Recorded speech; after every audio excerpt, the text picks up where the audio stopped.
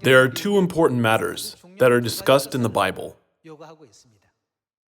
Didn't the Bible say, love your God and love your neighbor? All the law and the prophets hang on these two commandments. Let us study about this through the Bible.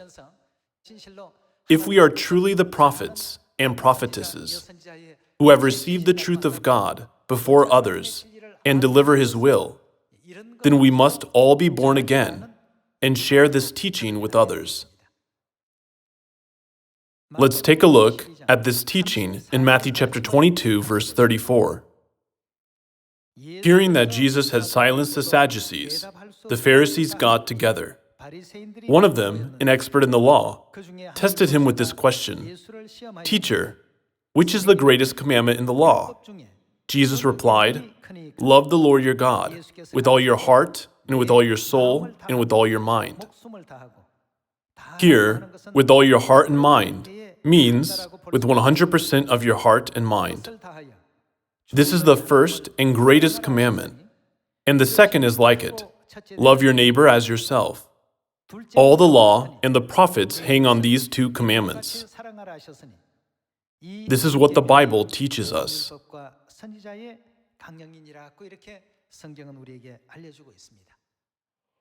We must truly consider the words, love your God, and love your neighbor as yourself, as the two greatest commandments of all the law and the prophets.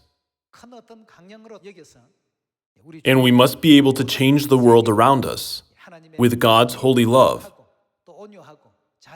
that is compassionate and full of mercy. Let's turn to 1 John chapter 4, verse 16. And so we know and rely on the love God has for us. God is love. Whoever lives in love lives in God, and God in him. In this way, love is made complete among us, so that we will have confidence on the day of judgment, because in this world we are like Him. There is no fear in love, but perfect love drives out fear, because fear has to do with punishment. The one who fears is not made perfect in love. We love because He first loved us. If anyone says, "I love God," yet hates his brother, he is a liar. For anyone who does not love his brother, whom he has seen, cannot love God, whom he has not seen. And He has given us this command: whoever loves God must also love his brother. God is love. So, though we all come from different backgrounds, having different ways of speaking and acting, we must always ask ourselves, am I living according to the words of God? This should be our standard concerning all matters, so that we may all glorify our father and mother in all circumstances. According to 1 John chapter 4, we must share this holy love given by God with all the children of Zion. We need to have much patience, consideration, and be able to embrace each other's faults. Otherwise, we cannot achieve the beautiful unity that our father and mother desire. Unity can only be achieved with love. Unity without love can never be considered true unity. Let's continue with Romans chapter 13. Chapter 13, verse 8 says, "Let no debt remain outstanding, except the continuing debt to love one another. For he who loves his fellow man has," what has he done? He has fulfilled the law.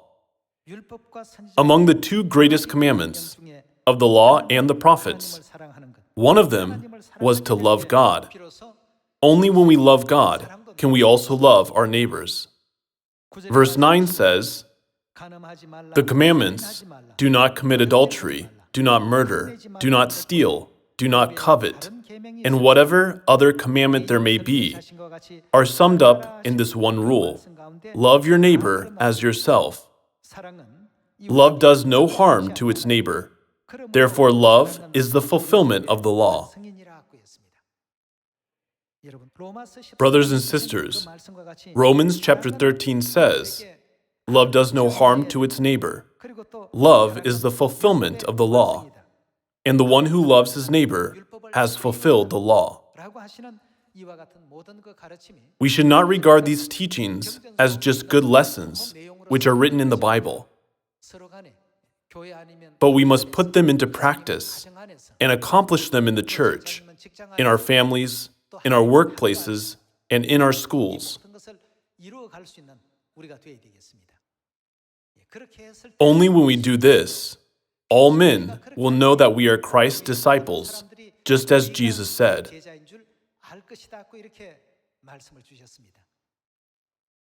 I hope that our Zion will be able to practice God's love abundantly. By this, I would like to conclude today's sermon. Thank you very much.